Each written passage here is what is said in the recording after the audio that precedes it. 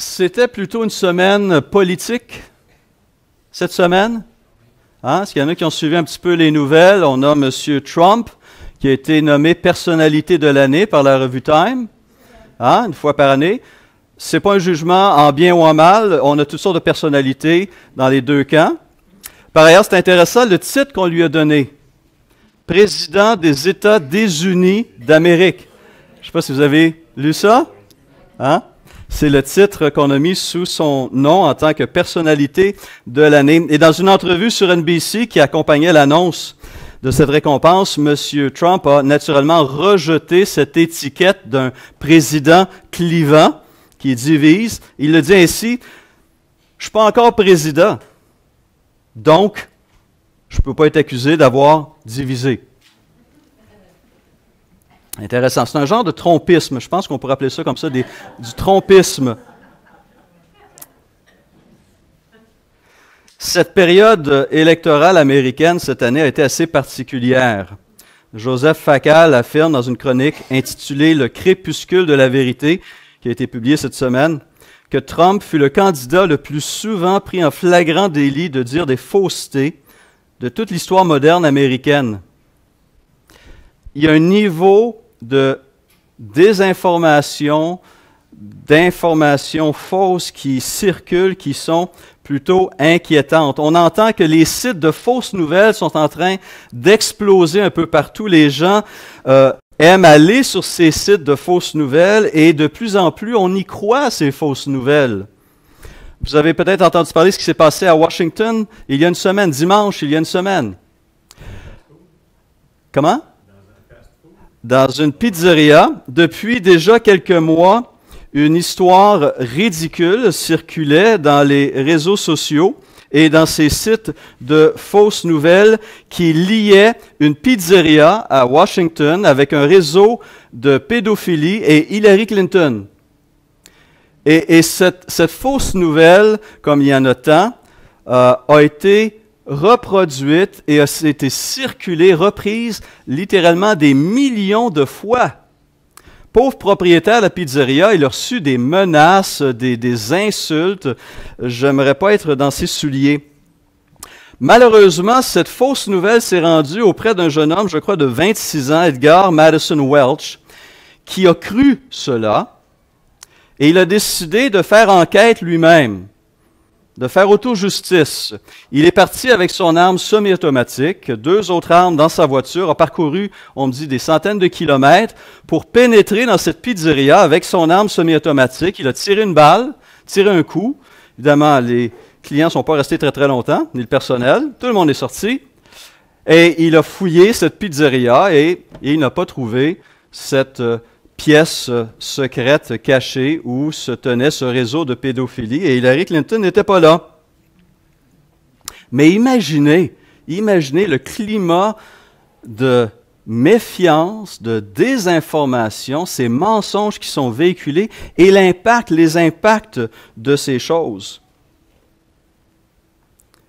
Et on nous dit qu'il y a un mois, le général Michael T. Flynn, que Donald Trump vient d'élire au poste influent de conseiller à la sécurité nationale, a lui-même relayé ce genre de fausses nouvelles, 7 fausses nouvelles spécifiquement. Il y a un niveau de désinformation qui est profondément inquiétant. Des choses qui se font qui nous amènent à nous poser toutes sortes de questions. Au Québec, on n'est pas en reste. On a un nouveau sauveur, Bernard Rambo Gauthier. N'est-ce pas? On a entendu parler de ce syndicaliste de la Côte-Nord qui va venir, rien de moins, sauver le Québec, quoiqu'il était déjà sauvé. On l'a appris aussi il n'y a pas longtemps. On était très souvent sauvés ces temps-ci. Et qui va se porter au secours du bon peuple québécois. Précisons pure laine, bien entendu, selon lui. Pardon? De la Côte-Nord, mais on ne sait jamais. Il peut y avoir n'est-ce pas, des ambitions. Et après toutes ces histoires, et je vais en parler d'autres plus tard encore cette semaine, on n'a pas à se questionner, à se demander pourquoi le niveau de cynisme est si élevé en ce qui concerne la politique au sein de la population générale. Mais en fait, cette perception négative des dirigeants ne date pas d'hier. Chaque génération a eu des leaders qui ont suscité, disons, des réactions plutôt vives. Même du temps de Jésus, Jésus lui-même émet un jugement sur les personnes en autorité qui est assez surprenant. Il dit ainsi dans Marc 10, 43, et je vous lis la version Parole vivante, « Vous savez comment cela se passe dans le monde. Ceux qui sont considérés comme chefs et maîtres exercent sur leur peuple un pouvoir despotique, et les puissants d'entre eux les tyrannisent en abusant de leur autorité. »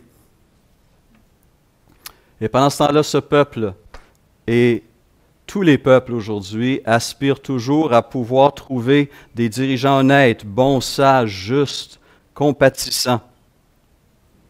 Peut-on s'attendre à de tels dirigeants? Il y en a.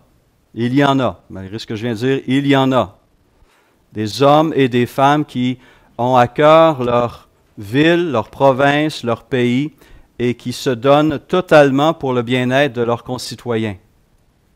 Et pour ça, on doit être profondément reconnaissant et on doit continuer à soutenir tous les dirigeants dans la prière, justement pour que Dieu dirige, Dieu soutienne, Dieu les garde dans les bonnes voies. Mais cette attente d'un dirigeant qui sera toutes ces choses est un désir qui est profondément enraciné dans le cœur de l'homme. Du temps de la naissance de notre Sauveur, il y a 2000 ans en Israël, on attendait, on espérait la venue d'un roi qui allait rétablir l'ordre et la justice, un roi semblable à David. C'était le modèle qui était véhiculé, qui était présenté depuis des siècles auprès des Israélites. Joseph d'Arimathée est un exemple de ce Jean qui attendait, il est dit de lui, qui était un conseiller de distinction, qu'il attendait lui aussi le royaume de Dieu. Ce royaume où ces choses allaient se retrouver. La période de l'Avent est une période d'attente et d'espérance, un moment où le peuple de Dieu est invité à méditer les promesses de Dieu. Et elles sont nombreuses.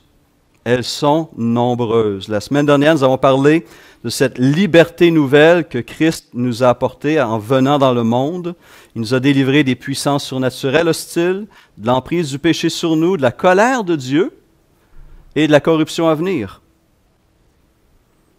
Aujourd'hui, nous voulons regarder une autre espérance millénaire qui se réalise à travers la venue de Jésus-Christ, celle justement de l'arrivée d'un roi juste et bon.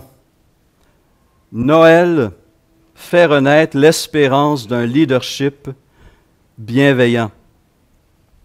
Ce qui est intéressant à noter lorsqu'on lit la Bible, c'est qu'on voit que le thème du royaume de Dieu est un de ces thèmes dont le fil parcourt tout l'Ancien et tout le Nouveau Testament. Le thème du règne de Dieu est un thème central de la parole de Dieu. Il avait été annoncé par les prophètes et un prophète, entre autres, lit littéralement cette promesse de la venue d'un roi avec la venue de notre Seigneur Jésus. Ésaïe chapitre 9 le dit ainsi, « Car un enfant nous est né, un fils nous est donné, et la domination reposera sur son épaule. On l'appellera admirable, conseiller, Dieu puissant, Père éternel, prince de la paix. Donner à l'empire de l'accroissement et une paix sans fin au trône de David et à son royaume, l'affermir et le soutenir par le droit et par la justice dès maintenant et à toujours. Voilà ce que fera le zèle de l'Éternel des armées. » La promesse d'un roi et d'un règne de justice, de droit, de paix sans fin est une promesse attachée à la venue du Messie. Et lorsque le dernier porte-parole de l'Ancienne Alliance, Jean-Baptiste, s'est mis à parler, son message était le suivant: « Repentez-vous, car le royaume de Dieu est proche. » Et lorsque Jésus a commencé son ministère, il a pris exactement les mêmes mots. Il a même décrit son ministère entier en ces termes: « Il faut que j'annonce aux autres villes la bonne nouvelle du royaume de Dieu, car c'est pour cela que j'ai été envoyé. » Et c'est cela qu'il a demandé à ses disciples de faire. Et c'est ce qu'ils ont fait. Lorsque Philippe s'est rendu à Samarie, selon Actes 8:12, il leur annonçait la bonne nouvelle du royaume de Dieu et du nom de Jésus-Christ. Jésus nous a lui-même demandé de faire de ce royaume un sujet de prière fondamentale. Deuxième position dans le Notre Père. Notre Père qui es aux cieux, que ton nom soit sanctifié, que ton règne vienne. Et nous continuons à prier cette prière 2000 ans plus tard. Et au cœur du Sermon sur la montagne, en Matthieu 6, 33, il demande à tous ses disciples de chercher, quoi? Premièrement, le royaume et la justice de Dieu. Le royaume de Dieu, c'est le royaume de Jésus-Christ. Et ce royaume a commencé de façon très discrète, très modeste, à sa venue. Ce n'est pas un règne qu'on peut voir actuellement à quelque part sur la planète. Il n'y a pas un royaume avec un territoire délimité. Mais c'est un royaume dont le règne se vit dans les cœurs actuellement. Le cœur d'hommes et de femmes qui reconnaissent l'autorité de Jésus-Christ sur leur vie et pour qui Jésus est Christ. Jésus est Seigneur et Jésus est Roi. Même Jésus a souligné ce caractère de petitesse de son royaume au tout début, là, dans ses nombreuses paraboles. On pense par exemple à Luc 13, 18. « À quoi le royaume de Dieu est-il semblable et à quoi le comparais-je? Il est semblable à un grain de sénévé, petit, insignifiant, en apparence, qu'un homme a pris et jeté dans son jardin. Il pousse et devient un arbre, et les oiseaux du ciel habitent dans ses branches. » Il donne un autre exemple. « À quoi comparais-je le royaume de Dieu? Il est semblable à du levain qu'une femme a pris et mis dans 3 mesures de farine. » Et qu'est-ce qui se passe? Éventuellement, toute la pâte va lever. Des débuts modestes, mais qui viennent à remplir tout espace. Paul écrit à Timothée et nous dit que le Christ est le bienheureux, l'unique souverain. Il est le roi des rois et le Seigneur des seigneurs. Et c'est pourquoi encore aujourd'hui, nous attendons ce jour. Nous recherchons ce jour. Et nous prions pour ce jour. Ce jour où toute langue et tout genou vont reconnaître l'autorité, la seigneurie, la royauté de Jésus-Christ. Toute langue professera que Jésus-Christ est Seigneur et tout genou va fléchir dans la terre comme aux cieux. Mais pourquoi une telle recherche?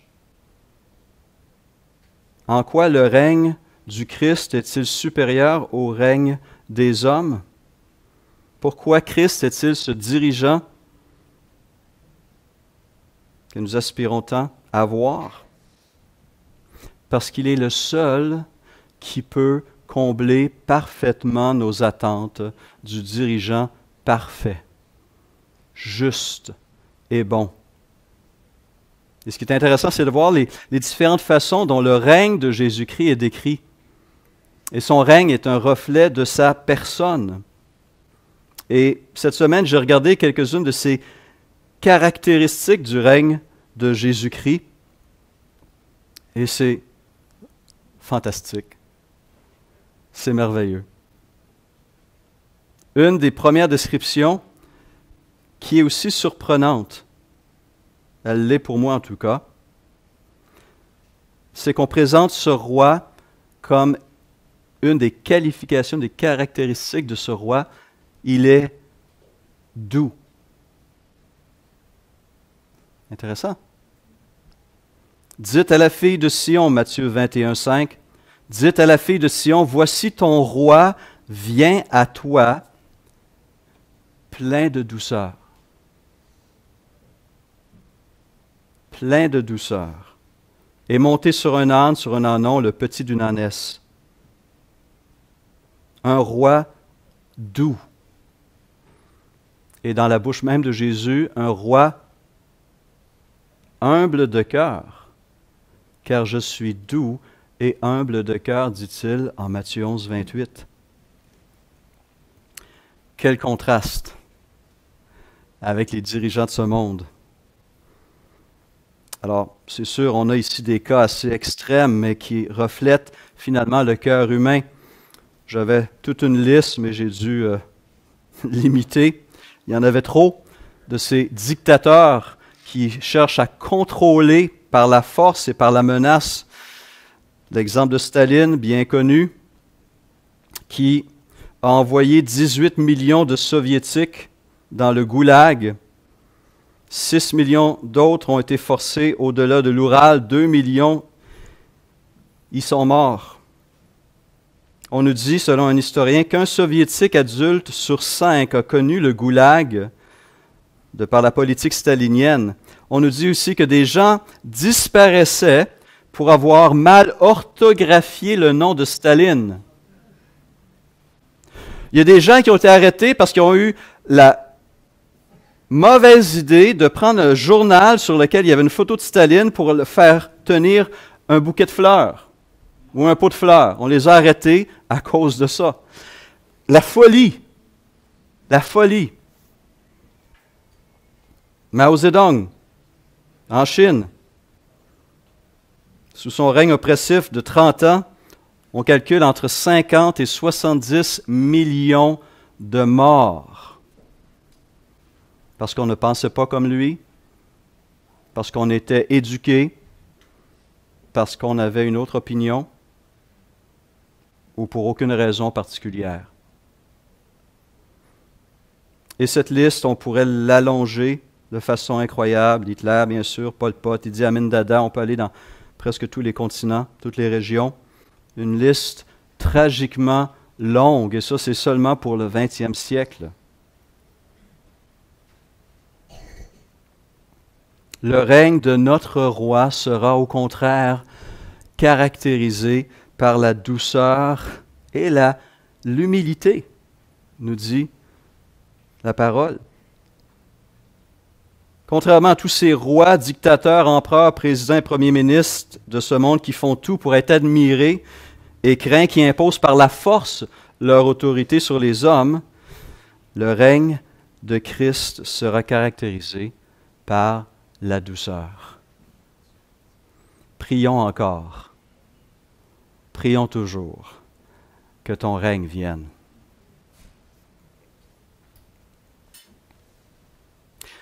Alors moi, en tant que Québécois, ma génération, mon peuple n'ont pas connu les horreurs de la guerre. Et pour ça, j'en suis profondément reconnaissant. J'espère que ce sera la même chose. Mes enfants pourront dire la même chose.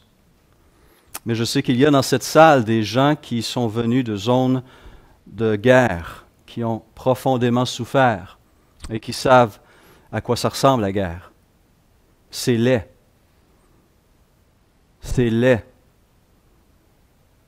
C'est terrorisant. C'est des moments d'incertitude, de perte, de crainte, de souffrance, de privation. Qu'on a de la misère à ne pas entrer en conflit les uns avec les autres. C'est dans notre nature pécheresse. On trouve toutes sortes de raisons pour partir une dispute, même avec soi-même des fois.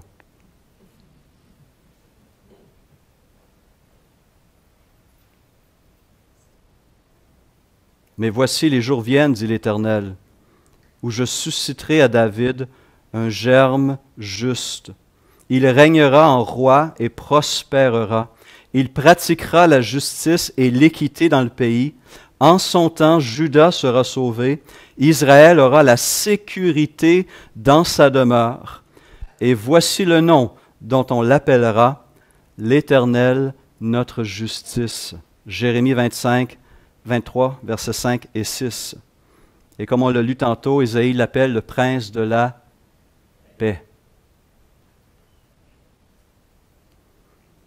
Et j'aime ce portrait qu'Isaïe lui-même va dresser de ce temps qui s'en vient, frères et sœurs. Un temps qui s'en vient. En Isaïe 2, verset 4, on y lit que Dieu sera le juge des nations, l'arbitre d'un grand nombre de peuples. De leurs glaives, ils forgeront des hoyaux, et de leurs lances des serpes. Une nation ne tirera plus l'épée contre une autre, et l'on n'apprendra plus la guerre.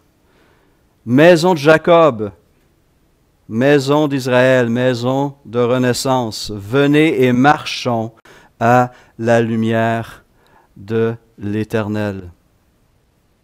Et il va répéter quelques chapitres plus loin, Isaïe, cette même chose. Le droit aura sa résidence dans le désert et la justice habitera dans le verger. L'œuvre de la justice, ce sera la paix, et le produit de son activité, ce sera la tranquillité et la sécurité pour tous. Mon peuple habitera dans un domaine caractérisé par la paix, dans des résidences dignes de confiance, dans des lieux de repos sûrs. Nous prions encore que ton règne vienne. Un autre contraste entre le monde actuel et le monde à venir. Malheureusement, nous entendons ces témoignages de dirigeants qui s'enrichissent d'une façon abominables et qui enrichissent leur famille durant leur période de règne, si on peut l'appeler comme ça.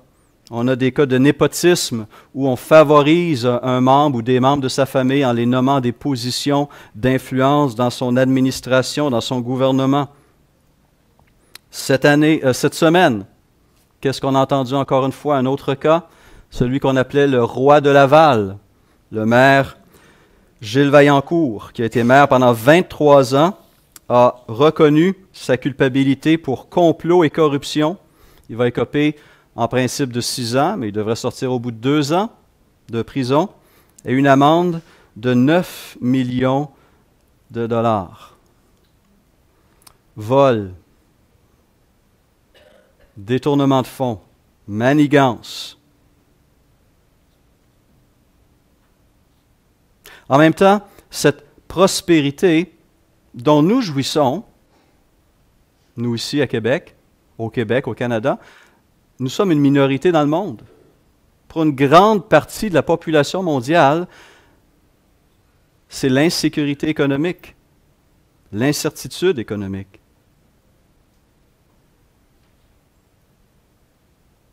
Il y a une concentration de richesses qui n'est pas juste.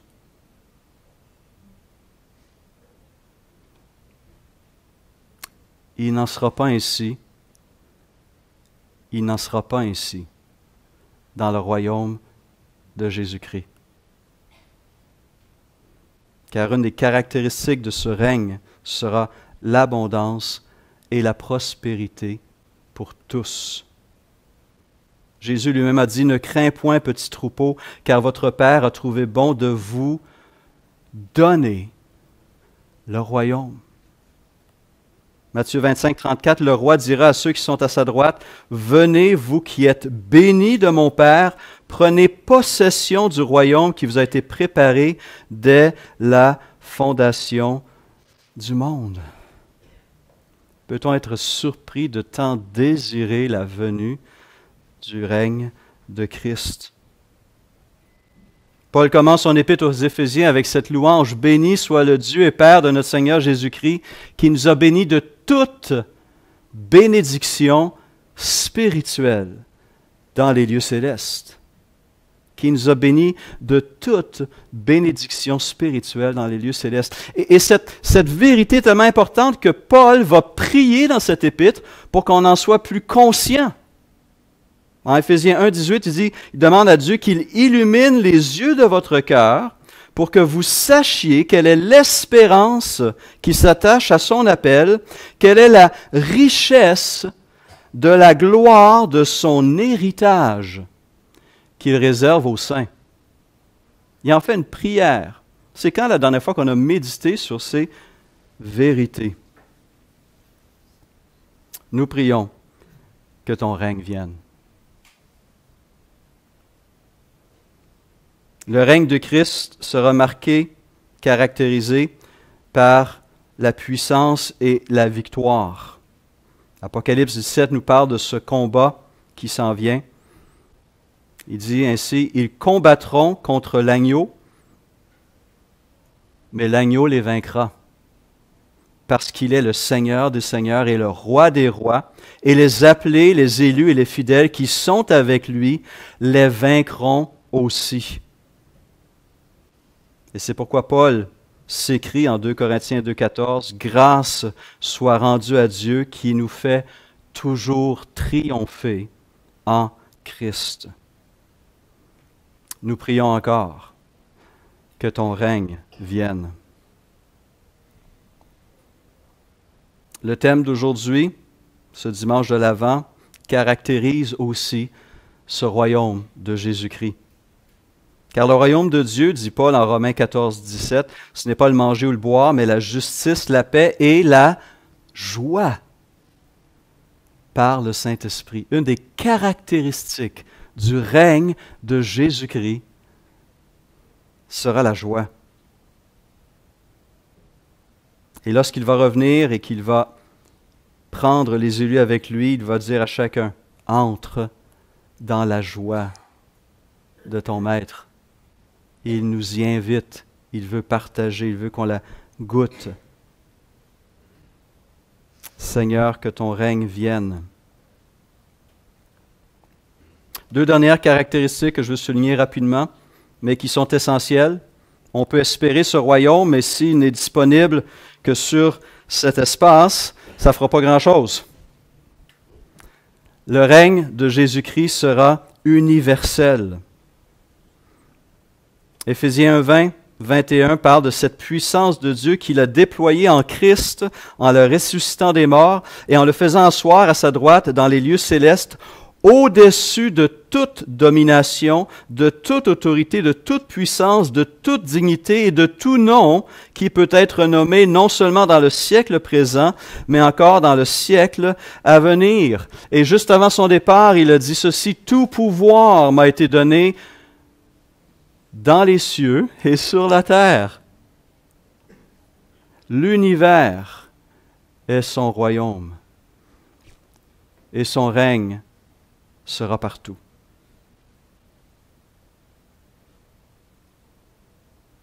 Tu l'as couronné de gloire et d'honneur, écrit l'auteur de l'Épître aux Hébreux. Tu as mis toutes choses sous ses pieds.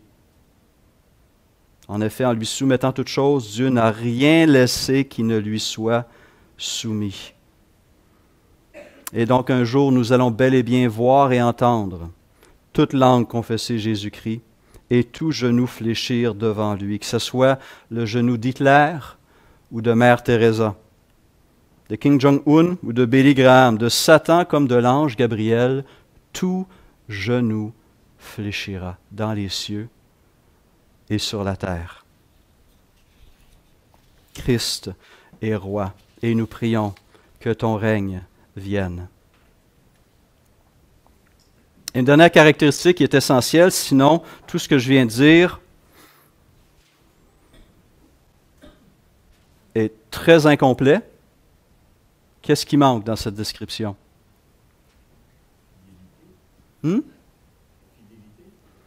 Non. Ah, la permanence, l'éternité. L'ange Gabriel dira à Marie en Luc 1, 31, Et voici, tu deviendras enceinte, et tu enfanteras un fils, et tu lui donneras le nom de Jésus. Il sera grand et sera appelé Fils du Très-Haut. Et le Seigneur Dieu lui donnera le trône de David, son père. Il régnera sur la maison de Jacob éternellement, et son règne n'aura point de fin. Hébreux 12, 28 parle d'un royaume qui est inébranlable. Et dans les visions des prophètes, cette réalité de ce règne éternel est soulignée à plusieurs reprises. Les hommes ont tenté plein de choses. On se rappelle des nazis qui parlaient d'un règne de 1000 ans, qui n'a duré finalement que 12 ans, 1933 à 1945. On a eu des empires qui ont pu vivre et maintenir leur pouvoir pendant des siècles, mais tous, l'un après l'autre, est disparu. Seul l'empire, seul le règne de Jésus-Christ durera éternellement. Seigneur, que ton règne vienne. L'Avent nous permet de méditer ces vérités et d'attendre avec espérance. Dans un monde qui est en désordre, dans un monde qui fonctionne mal, qui est tout croche, nous aspirons encore à un roi qui va venir et qui remettra de l'ordre et de l'harmonie dans sa création. Un roi qui instaurera un règne de paix, de douceur, de justice, d'abondance, de joie, qui sera universel et éternel. Que son règne vienne. Amen.